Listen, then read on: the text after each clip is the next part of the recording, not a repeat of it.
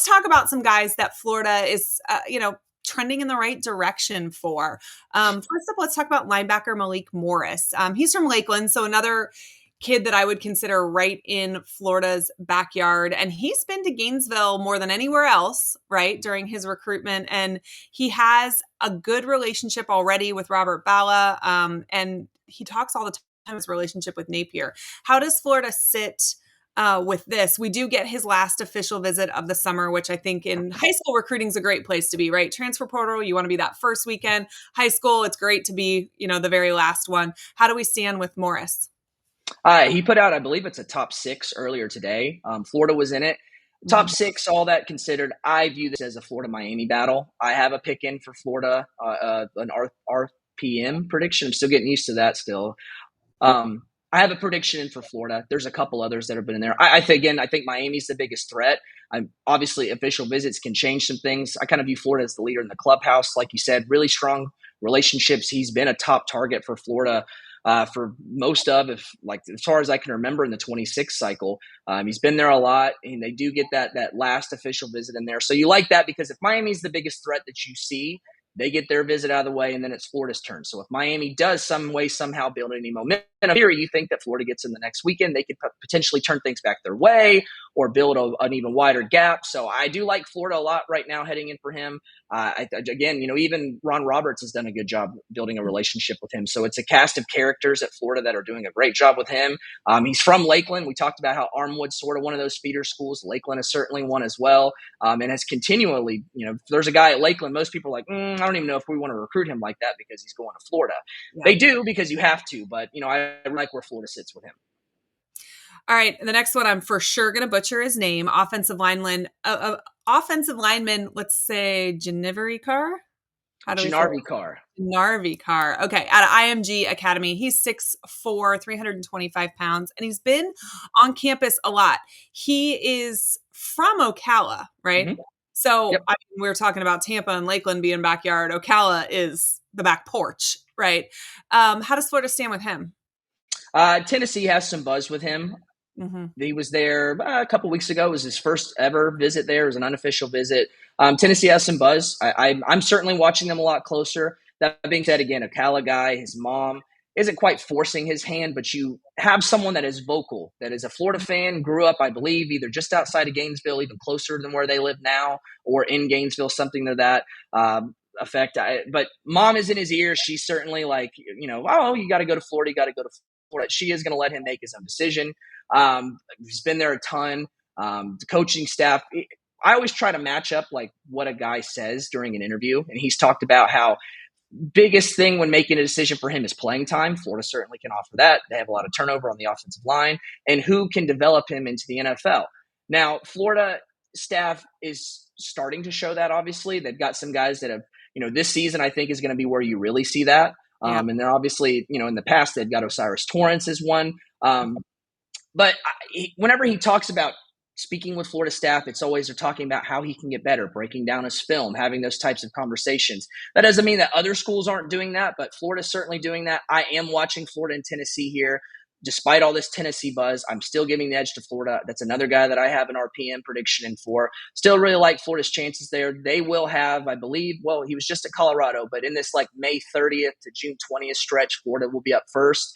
And then it'll be Alabama, Georgia, and then Tennessee. Don't love that Tennessee's getting the last visit, but if you're Florida, you've had that guy on campus enough to where you feel like, and he's also saying that he's planning to take his recruitment into the fall. So you want to hope that he may stick to those words if that Tennessee is able to turn things maybe more in their favor. But I like Florida heading into this. But again, I am watching Tennessee a little bit closer than I was. You mentioned Alabama being involved in that. Let's talk about Cedarian Morgan. He's from Alexander City, Alabama, plays at Benjamin Russell High School. A wide receiver that Florida would love to sign, 6'4", 210 pounds, but kind of built to add on more weight. Auburn and Alabama, super hot and heavy here. Is this somebody that Florida is going to get a look from? A look, yes. I do think that he ends up staying in state. I would say right now it looks like Alabama. I think Auburn is probably their biggest threat. But as far as the out-of-state types of schools heading into these official visits, I think if if some way, somehow this guy ended up out of state, which I don't think happens, I think that Florida is the best probably shot to land him, has the best shot to land him of those out-of-state schools. And like you said, I mean, 6'4", he's like 200 some odd pounds somewhere. He's like a yoked up looking wide receiver. When you see him and you see guys that Billy Gonzalez has recruited and coached up over the years and what you've seen Florida want to get now, you look at this guy and you're like, oh, yep, this is like a prototypical, like what Florida wants at wide receiver. Guy looks like he's 40 years old with like 3 kids and is like, played 20 years in the league. Like this, winning a championship. He looks like $1 million. Like he looks great, but I do think that he ends up staying in state, and I would say it's Alabama. What about defensive back CJ Hester? He's from Cocoa Beach, 6'1", 185 pounds. He's been on campus a lot this spring, and he talks really, really highly about Florida staff. Do the Gators have a good shot there?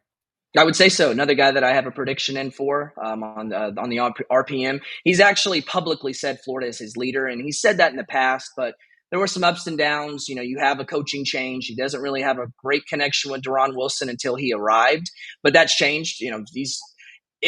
There's probably 4 or 5 cornerback targets that Florida's recruiting right now that have said that Wilson is in touch with them like every day. And Hester was one of those. He was one of the first guys that Wilson reached out to. He's a top target for the entire staff and certainly for Wilson. And kind of rekindled the flame, right? Like kind of brought back that love of Florida. Now they're the leader. July 1st commitment date for him is when he's going to make his decision. Love Florida's chances going into the official visits. We'll see what happens there. I feel like for him to, and at least in my eyes, I'm kind of watching some scenarios here. When he visited for the orange and blue game last month, he said that Texas and Georgia had started to recruit him a little bit harder, that they were sort of on the outside looking in of, can they get an official? What am I going to do there? I'm going to keep evaluating them to see how hard they're recruiting me.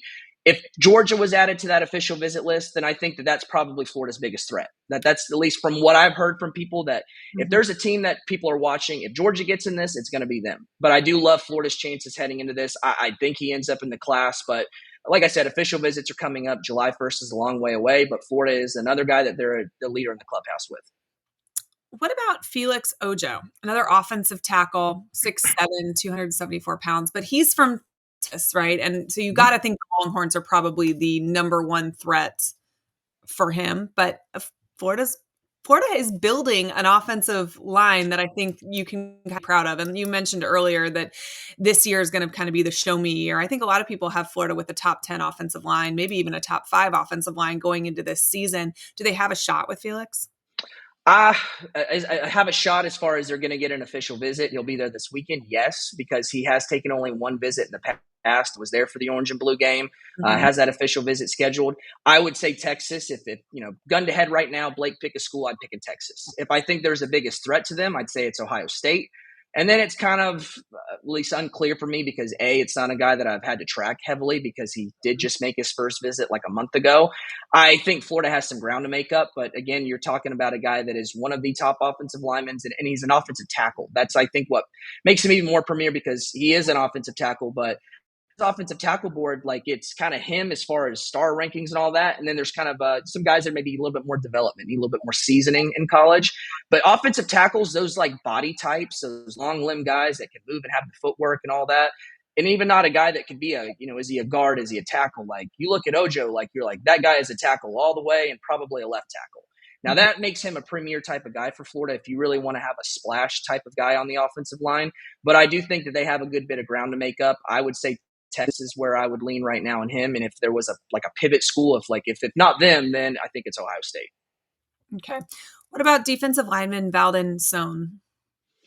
He's, I think 6-7 times he's been to Florida. He's been there a lot, and he's from Sweden. So he moves from Sweden over to, I believe he's somewhere over in Virginia right now. And he's been he's been a top target for Florida for a while. Like he's 300 pounds, somewhere around there, like weight wise. And you look at him and you're like, this dude looks 270, 275. Like there's not a lot of bad weight on him. He was a shot put, state champion, just passed earlier this spring. Like he's a unique guy because you look at him and you're like, that guy can't weigh that much, but you step on the scale and you see it there. And he was disruptive in the Navy All-American Bowl where he played in that as a junior among other seniors and other juniors in the game. Like he's a guy that is a high level player and Florida absolutely loves him. I think Florida is the leader in the clubhouse right now. His top schools are Nebraska, Oklahoma, and Florida. I'm giving Florida the edge, but I think that official visits, NIL is going to be a centerpiece for him. So I do think that could turn things on its head, but I do like where Florida's at right now. I think that they would be aggressive as far as their NIL approach. Like, that's not a guy where I think that they would be like, nah, not worth it. I think they like him enough to where they would play the game there. It's just kind of wait and see until you see where the numbers are at, where things go as the ups and downs of official visits. But I'm leaning Florida for him right now. What do you think the ceiling is for the 2026 class? Like, rankings wise? Yeah. It's kind of tough, like, just because Florida's got one guy right now and rankings can change, but I feel like top 10 is probably the ceiling. Like, and that's just because, like, I haven't seen this class break top 10. Like, you look at the transfer portal, and again, like, rankings, are we counting transfer portal guys and high school guys? Because if you get to a certain number, sometimes you're like, hey, let's save these spots for the portal. So there are a lot more factors now, but I think top 10 is probably like where I would put that at. And depending on how the season goes, because you have a little bit of juice in the season and you have some NIL to back that up, and we saw what Florida did last year. So I'm kind of wait and see on that, and that answer will probably change 37 million times before we get to December signing day. But I think that's where I'm at right now. Well, so that was you kind of answered a little bit of my next question. That's essentially like, are recruits still in wait and see? I mean, I know last year recruits were in wait and see, and then Florida had a hell of a finish to the season, and the floodgates kind of opened, and they got a lot of the guys that they wanted. Do you think that was enough? And so really these guys are waiting and seeing on NIL, waiting to take all of their visits, or do you think they're still waiting to see what kind of product gets put on the field come September?